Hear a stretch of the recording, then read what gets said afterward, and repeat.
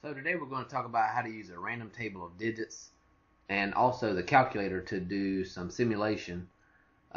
Three things we're going to talk about: how to simulate a simple random sample from a population.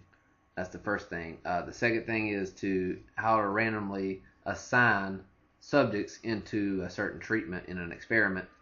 And the third thing we're going to do is how to simulate or estimate the probability of something happening using simulation. So first, we're going to talk about how to take a simple random sample of size 8 from all Walmart employees. Suppose there are 73,500 Walmart employees. So first, what we need to know is a simple random sample is equivalent to drawing names out of a hat. We are probably familiar with that example. Doing the same thing. But we're going to use a table of random digits to do it. So first, we need to know a few things. We're working with 5-digit numbers. Now we're working with 5-digit numbers because our population is a 5-digit number. Okay, 5-digit numbers. And we're going to assign 0, 0, 0, let's see, 0, 1, all the way up to 73, 5, 0. These are all going to represent a Walmart employee. So before we start, we have to assign each Walmart employee a number, a 5-digit number, all the way from 00001 to 73500. Now there's some 5-digit numbers that are also could pop up in a table of random digits. That would be 73, 501, all the way up to 99,999. And we're going to discard those. We're not going to count those as someone in our sample. Also, 5 zeros, just as possible as any other number to come up, we're going to discard these. And also, we're not going to use repeats. In other words, if somebody is used once and we get their number again, we're not going to use them again. So let me write that. Because in the real world, we don't sample with replacement. We sample without replacement. If somebody is chosen, they are used just one time. Okay? So no repeats. So we'll take a look at a table of random digits now, and we'll see how we use it. So I'm going to let red be a number that we discard. So our first number we can't use, 80,942, because it's out of our range. Okay. The next number we can use, I'll use a green, 52,582. That's in our range, so that's our first person in our sample. The next person, I'll stay with the color that we can use. Well, I'll just stick with green. We can use 47,134. The next possible person we cannot use, 77,433. We're trying to get 8 people in our sample. And we look at the next 5-digit number, we can use those. 36,201. Got one here. 89,000 out of our range. Next 5-digit number we can use. And the next 5-digit number we can use. So that gives us 1, 2, 3, 4, 5 people. It's our 6th person, we can use it. Our 7th person we can also use. And our 8th person is coming from this. We can use that one too. So the 5-digit numbers in green would be the 8 Walmart employees that we would choose for our simple random sample. So that's how we use a table of digits to do that. Now let's talk about how to do that in the calculator. So you go to math, I'll clear this first. If you go to math and go over to probability, there's a random, you can do a random integer, a random normal number, or a random binomial number. We're going to do a random integer. And the first thing that we need to do is do a lower bound. So our lower bound is 1. We don't have to do 0, 0, 0, 0, 0, 1. We just put 1. And our upper bound is 73,500. We want a random number between in between 1 and 73,500. That's going to be our first person. And we could hit enter to get our first person's calculator on the computer. Takes a little while. That's our first person is 29,828.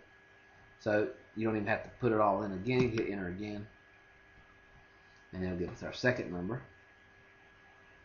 And then we just get, notice this is 3,234, not 32,000. And we just get our first 8. And you got to make sure that you don't have any repeats, because if you have a repeat, then you need to do it again, or omit it the second time, do it again. So what I can also do here, go back in here, is if I put a comma and I put in 8, random integer between 1 and 73,500, and I want 8 of them. And I get my 8. So the only thing you have to be careful about that time is making sure, again, none of these 8 are included twice. In that case, you'd need to get another random integer. So that's how we do a simple random sample using the calculator. So the next thing we're going to do is talk about how to randomly assign subjects to a certain treatment.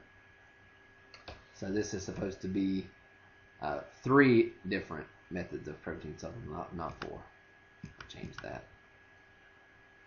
So 3 different methods of protein supplements. Brand 1, 2, and 3. We have 9 people who work out regularly and are willing to participate in the study. Describe how we can use a table of digits to randomly assign the participants to the groups. So one idea that people are going to have is select person number 1 and then give them a random digit between 1 and 3, and that decides what brand they're going to use. And that works, but what does or may happen there is you could get unbalance of people in your groups. In other words, you could get 6 people that do brand 1 and 3 people that do brand 2, and none of them go to 3. That's possible. So we try to avoid that. One way that we can do that is just choose the first 3 random people. They'll go to brand 1. Then the second 3 random people will go to brand 2, and then lastly the third, the leftover people, the last 3 that aren't selected, will go to group 3. So we'll do that. So first we need to know that we're working with 1-digit numbers.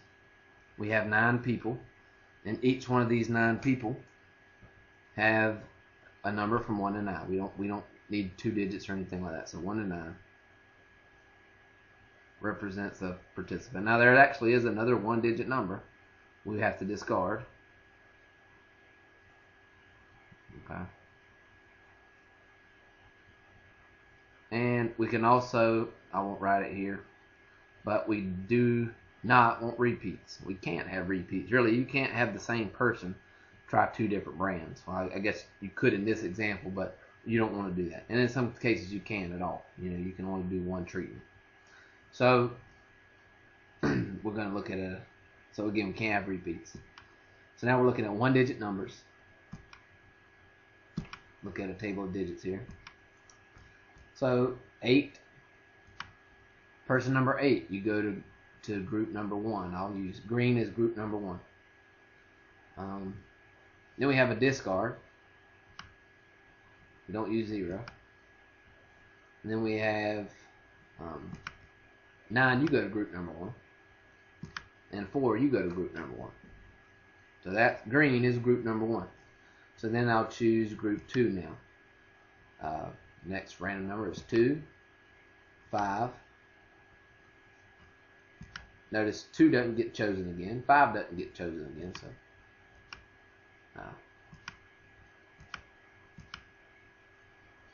8 doesn't get chosen again. 2 doesn't get chosen again. 4 doesn't get chosen again. So 7 is our next non-repeat.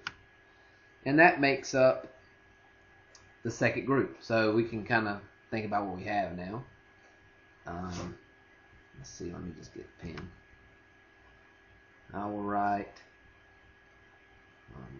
4, 8, 9, that's group 1. And then we have 2, 5, and 7. That's group 2. So the other numbers that are in our group would be 1, 3, and 6. And they go to group 3. And that's random assignment into an experiment, into a treatment group for an experiment. So we'll also talk about how to do that with a calculator. Basically the same exact way we just did for simple random sample. Not a whole lot of difference there. So we're going to choose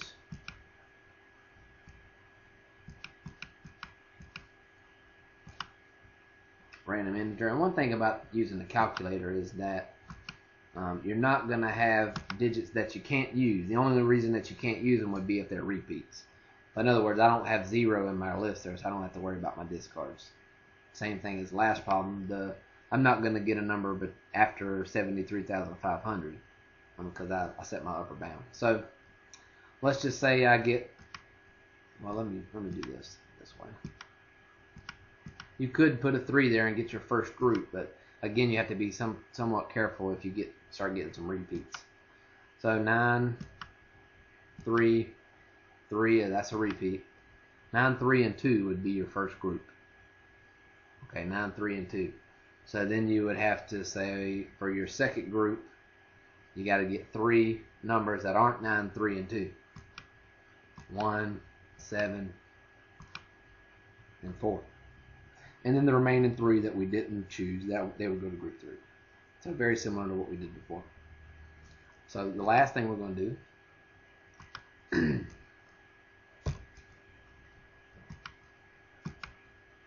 is simulate a probability. This problem says LeBron James is a 72% free throw shooter in the NBA first round. In the NBA playoffs, in the first round, he missed 3 of his last 5 free throws. After this, people claimed he was not a clutch player. Estimate through simulation the probability of him missing at least 3 out of 5 shots. In other words, is it really not him being clutch, or is it just not that improbable that he misses 3 out of 5? So that's what we're going to talk about. So we need to get a legend here. This time we're working with 2-digit numbers. Now this percentage goes to the 100th decimal place, so we need 2 decimals, or 2 digits. If he was a 80% free throw shooter, we could just use 1-digit numbers. Okay, 1 through 8, and then 9 and 0 would represent a miss. If we went even more accurate, a 72.5% free throw shooter, we would need 3 decimals, or excuse me, 3 digits. So we're working with 2-digit numbers. 2-digit.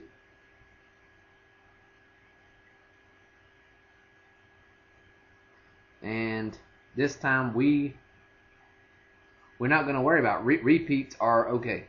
In other words, if you get a 6, well, let's get our legend first. So 1, 0, 1 through 72. That's going to represent a make. Okay, these 2-digit numbers have a 72% chance of coming up. Okay, so that means 73 through 99. And I also have to add 0, 0. Represents a miss. Now you could do 0, 0 all the way up to 71. That's 72 numbers.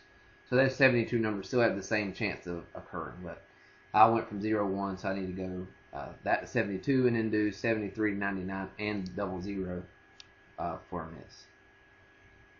Okay. So, so one trial is not one free throw for him. We're talking about a trial would be shooting 5 shots, and we're either going to get an answer, yes or no. Did he miss at least 3 out of the 5 shots? So that's what we're going to look at. Remember, there's no need to worry about repeats here. If he gets 55, that represents a make. Well, if he gets 55 the next time, that still represents a make. So let's look at it now. 72%. I need to remember that. So let's look. We have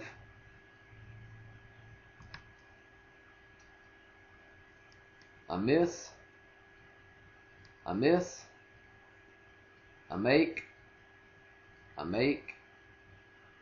and a miss. So the very first trial we have, I'll come down here. This is representing yes. He shot 5 times and missed at least 3 free throws. He missed 3 free throws there. So I'm going to keep a tally down here. And you would have to really do this several times to get a true idea of the true probability. So let's do the next 5 shots. Make,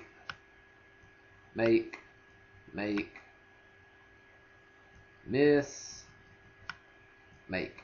So he only missed 1 of those 5.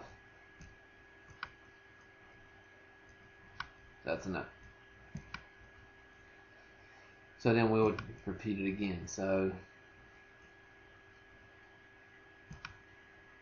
we have miss, make, miss, make. So he only missed 1 out of 5. So that's another no. He did not miss at least 3.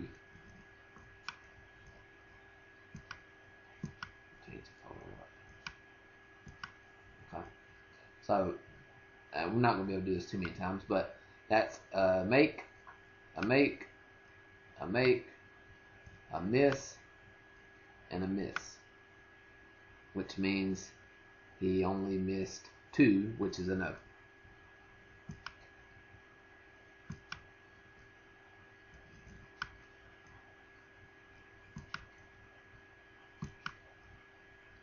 So then a make, a miss, a make, and a make. So another no. We'll do it one more time. I think we get the idea here. And then we have make, and a make. He made all 5 of those. So we're simulating him shooting 5 shots at a time. So far, and this is a very small sample size to conclude, we have 1 out of 6 times, or a 1/6 chance that he misses at least 3 free throws. Okay. So I'll stop that there. So now let's also, the last thing we'll do is look at it in the calculator.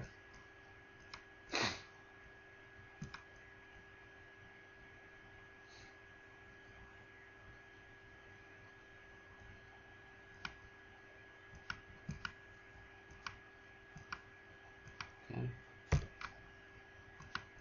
So we have a random integer.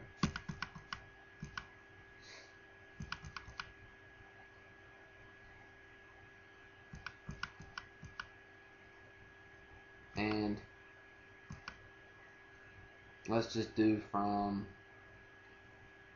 well, we have to do from 0 or 1 to 100 here. You gotta have you could do 0 to 99, but there's got to be 100 numbers. So your probability, 72 out of those 100 numbers would give you the true probability. So out of those 100 numbers, let's do 5 shots. And again, if we get repeats here, that's fine. So we'll be able to see how many are above 72. If they're above 72, then that constitutes a miss. So in that case, he's got 2 misses. So he missed 2. That's a no. There he missed 2 again. Again a no. There he only missed 2. 95, 93. That's a no. Another no. 99 and 100. 86 is the only miss, so 1 miss.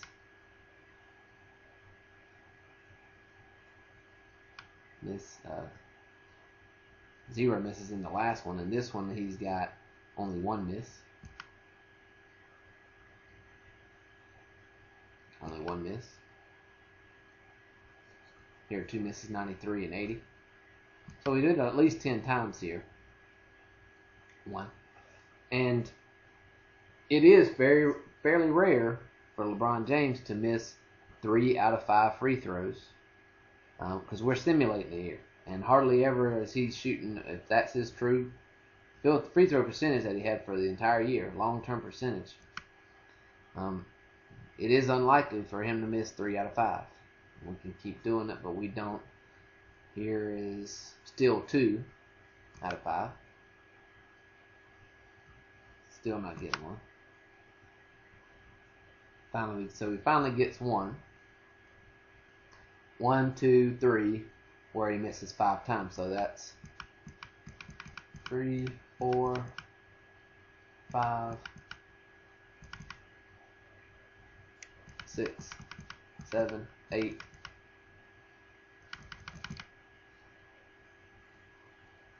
9, 10, 11, 12, 13. 13 times.